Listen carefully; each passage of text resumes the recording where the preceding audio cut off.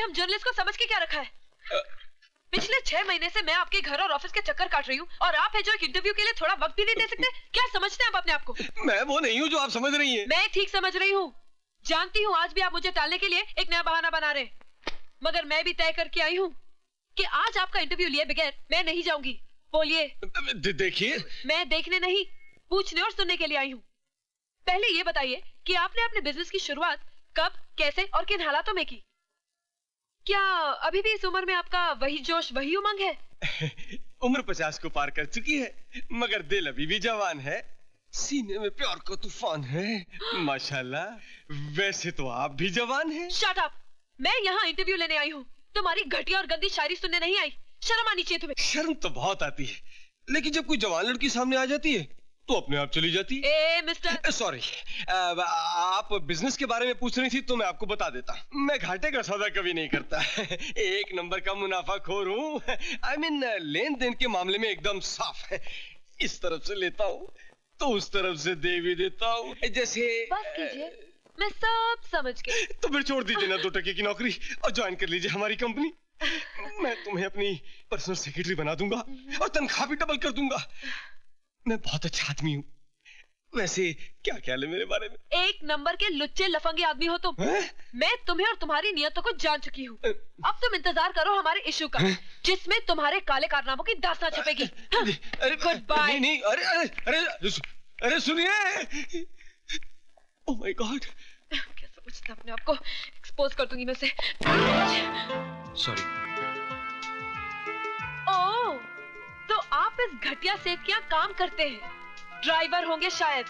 अरे ऐसा गिरा हुआ जलील इंसान है आपका मालिक विजय। क्या समझता है पैसे के दम पे अपनी सारी बुराइयां छुपा लेगा? लेकिन मैंने भी ठान ली है, अगर पूरी दुनिया के सामने उसे नंगा नहीं किया ना, मेरा नाम मधु नहीं। ऐसा इंटरव्यू छापूंगी कमीने का कि कहीं मुंह छुपाने लायक नहीं रहेगा। देखिए, अरे मत कहिए देखिए देखिए, आपका मालिक भी यही कहता है, देखिए देखिए। लगता है आपको भी उस कमीने का असर पड़ गया है। आपको भी दिखाने की काफी आदत पड़ गई है लगता है। देखिए, देखो, तुम्हारी भला इसी में है कि तुम इस शैतान सेठ विजय की नौकरी छोड़ दो, फौरन छोड़ दो, समझे?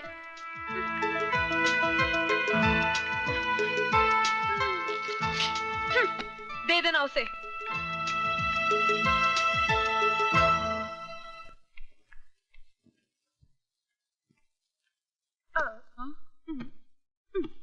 क्या हुआ यार? वो विजय ने इंटरव्यू नहीं दिया? अरे इंटरव्यू तो उसका बाप भी देता। अरे ये क्या बोलती है चढ़ी? हाँ यार, और जो कुछ तुझे जानना है वो सब इस टेप रिकॉर्डर में रिकॉर्डेड है। अच्छा मैं चलती हूँ। अरे इतनी जल्दी किधर चली? तेरे इस इंटरव्यू के चक्कर में मैं अपनी तैयारी नहीं कर पाई। आज मेरा डांस कॉन्टेस्ट है। See you. बाय। अरे ऑल द बेस्ट यार।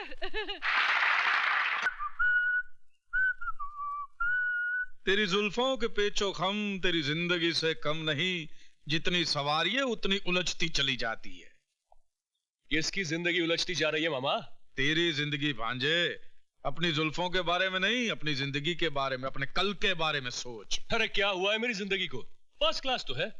एक करोड़पति बाप की एक लौती औलाद हूँ, और क्या चाहिए? करोड़पति के आगे का क हटाने से आदमी रोडपति हो जाता है। वो दिन दूर नहीं जब तेरे हाथ में तेरा बाप इस बंगले की चाबी नहीं, भीख का कटोरा थमा देगा। मामा, don't talk rubbish about my dad. Okay, चिल्ला। मामा पे तो तेरा बाप भी चिल्लाता है, तू भी चिल्ला। बाद में ये मत कहना कि मामा ने खतरे से पहले सायरन नहीं बजाया था। मामा आप, ओह माय गॉड, बहुत लेट हो गया। वाह, इनकी जिंदगी में आग लगी है और ये दूसरों की आग बुझाने चाह रहे हैं।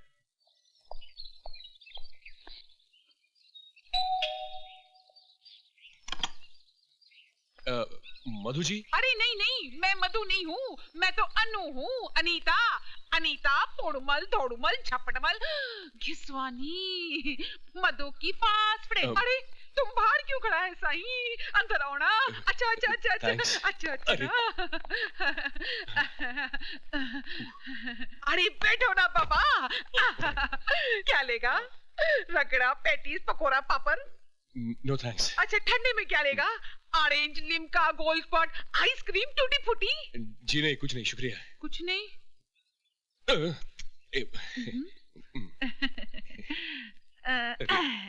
साईं शर्म आ रही है। मेरे को तो नहीं आ रही है। जी मधु जी। घर में हम दोनों के सिवा और कोई नहीं है। तो फिर मधु जी क्या कर रही हैं? अभी तक सो रही हैं? अरे ना ना है? वो चढ़ी तो सुबह 6 बजे उठ जाती है। Oh very good. तो फिर अभी एक्सरसाइज कर रही होंगी। अरे एक्सरसाइज करती तो मेरे जैसा फिगर नहीं होता। या तो हो सकता है कि वो गाना गा रही है, ये भी हो सकता है कि वो कर रही है। अरे बाबा, लड़का लड़की अकेले में क्या करता है, पप्पी लेता है नहीं। अब देखो तुम मेरे साथ वैसा गड़बड़ नहीं करना, नहीं तो मेरे को शर्म आएगा। आपका मतलब ये है कि मधु जी कहीं गई हुई है और मैं खामखा अपना वक्त यहाँ पे बर्बाद कर रहा हूँ। अरे बर्बाद किधर करता है, मैं है ना तेरे सामने। Don't talk rubbish. आपने मुझे पहले ही बता देना चाहिए था कि मधु जी घर पे है नहीं। अरे हमने तो तुमको पहले ही बोला था, हम दोनों के सिवा इस घर में कोई नहीं है। अच्छा, आप मेहरबानी करके मुझे ये बताएंगे कि मधु जी कहाँ गई हैं? अरे तुम एड्रेस का बात करता है, मधु ने तो टेलीफोन नंबर क्या, उसका नाम तक नहीं बताया। बस जाते वक्त हबड़ सबड़ में बोल गई थी कि किसी ने उसको और उसने किसी को दिल दे दिया है।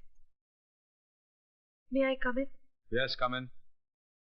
शहर का मशहूर इंडस्ट्रियलिस्ट विजय कुमार 60 साल का बूढ़ा कुसट है और औरतों का शिकारी है, जो बिजनेस से ज्यादा लड़कियों की तलाश में रहता है। प्लीज मुझे माफ कर दीजिए। माफ कर दूं? मुझे तो आपका शुक्रिया अदा करना चाहिए। शुक्रिया? और मेरा? आपने तो वो कमाल किया है जो मैं सोच भी नहीं सकता था। रातों रात आपने मुझे टॉक ऑफ द टाउन बना दिया। वाह मधु जी, वाह। देखिए प्लीज, मैं बहुत शर्मिंदा हूँ। मैं आपकी तारीफ किए जा रहा हूं और आप शर्मिंदगी महसूस कर रही हैं। मुझसे भूल हो गई, अब आप जैसा बदला लेना चाहे ले लीजिए। अरे आप तो रोने लगी, मैं ऐसा तो नहीं चाहता था।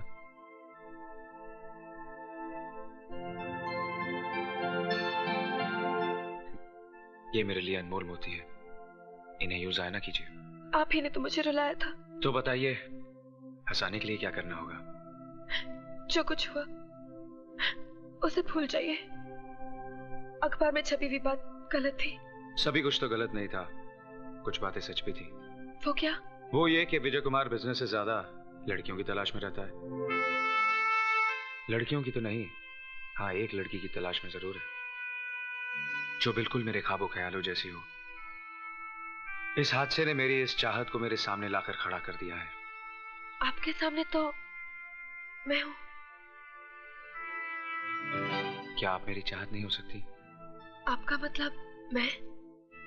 यूं समझिए कि तेरे दिल ने चुपके से मेरा दिल चुरा लिया।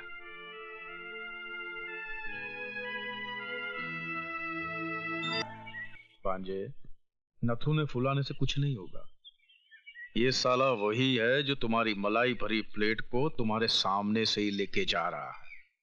इससे पहले कि ये मलाई खाना शुरू करे, तुम उसकी मलाई में मक्खी डाल दो। मतलब? ओह, अंग्रेजों के मुल्क में रहकर भी ये बात नहीं समझे। Divide and rule.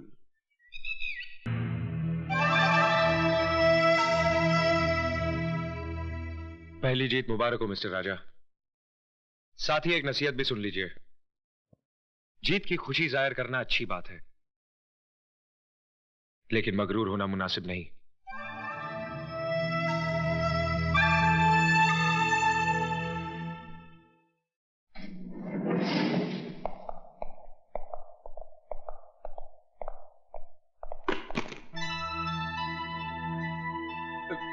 गिर गया सर। क्या? बैग। मैं समझा आप।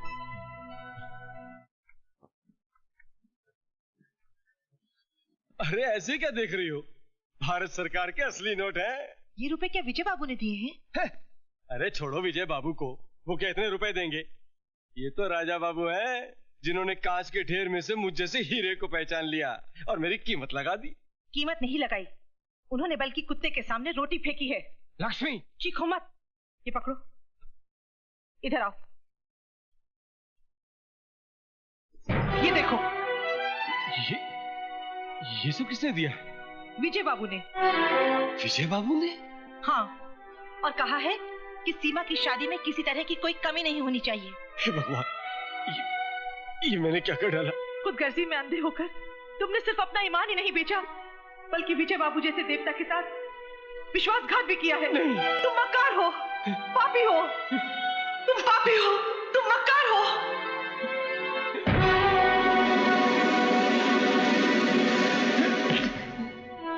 ये क्या कर रहे हैं आप? मुझे छोड़ दीजिए विजय बाबू, मुझे मर जाने दीजिए। नहीं मैनेजर साहब, नहीं। मैं मैनेजर नहीं मालिक, मैं आपका गुनहगार हूँ। मैंने आपको बहुत धोखा दिया है, मुझे मर जाने दीजिए मालिक, मुझे मर जाने दीजिए। प्रायश्चित इंसान के पापों को मिटा देता है। वो बुज़दिल होते हैं जो अपने पापों को मिटाने के बजाय खुद को मिटा देते हैं। आपने अपनी गलती कबूल कर ली, हमने आपको माफ कर दिया। क्या? आपने मुझे माफ कर दिया मालिक? हाँ, और साथ ही आपकी जिम्मेदारी भी बढ़ा दी। आज से टेंडर पर साइन भी आप ही करेंगे। आप धन्य हैं मालिक, मेरी उम्र भी आप ही को लगी है मालिक, मेरी उम्र भी आप ही को लगी। बिजनेस हमने भी किया है बेटे, और अपने जमाने के बहुत बड़े बिजनेसमैन रहे हैं हम। लेकिन अपने बिजनेस को बढ़ाने के लिए हमने किसी के साथ घटिया चाल नहीं चली, जैसी तुमने विजय के साथ चली है। विजय विजय विजय, आखिर गायर के लिए आपके दिल में इतनी जगह क्यों है? ईमानदार इंसान के लिए हर दिल में जगह होती है बेटा।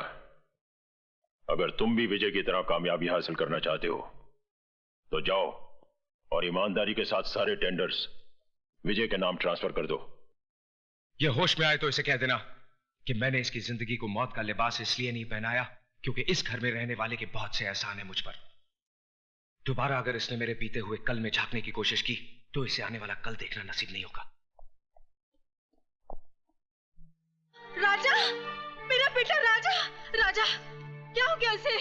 ये कुछ बोल क्यों नहीं रहा है? राजा, होश में आओ राजा, डॉक्टर को बुलाओ। राजा, बोल बेटा बोल। देखिए विजय कुमार की हिम्मत, अब तो आपके खून से भी होली खेलने लगा है। नहीं, ऐसा नहीं हो सकता।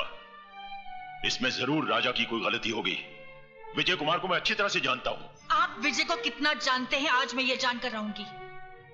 मेरे बेटे के खून से बदबू आती है और उस कमीने के पसीने से महक आती है। आज इस बात का फैसला होकर रहेगा। एक बाप अपने बेटे के खून को बहता हुआ देख सकता है मगर मां नहीं। मैं डॉक्टर को फोन करता हूं।